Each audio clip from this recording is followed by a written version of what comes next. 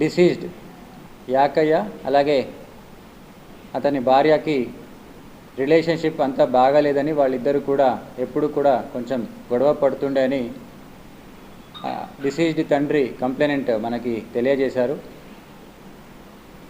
ఈ యాకయ్యకి డిసీజ్డ్కి కొంచెం వేరే వాళ్ళ సంబంధం ఉంది అని తనకి ఉన్న ఆస్తుల్ని వేరే వాళ్ళకి రాసిస్తారని అతని భార్య కొంచెం ద్వేషం పెంచుకొని ఆమెకి తెలిసిన అదే విలేజ్కి సంబంధించిన కృష్ణ అనే పర్సన్ని కాంటాక్ట్ చేసి వాళ్ళిద్దరూ కూడా A3 రామ్మోహన్ అని వాళ్ళ ముగ్గురు కూడా కలుసుకొని ఈయనని ఎప్పుడైనా చంపేయాలని 8 నెలల నుంచే కొంచెం ప్లాన్ చేసుకొని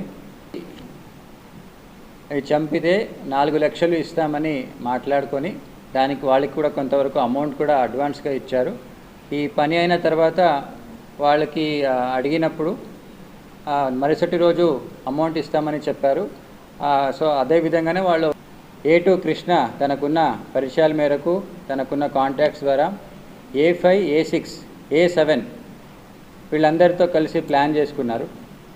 సో ఈ ప్లాన్లో భాగంగా A5 and A6 30th June నాడు మిడ్నైట్ 1st జూలై ఎర్లీ హవర్స్లో ఈయన ఇంటి మీద వచ్చి సింగారం విలేజ్లో ఈయన ఇంటి మీదకి వచ్చి ఒక ఐరన్ రాడ్తో తలపైన బాగా కొట్టి ఆయనని చంపడం జరిగింది.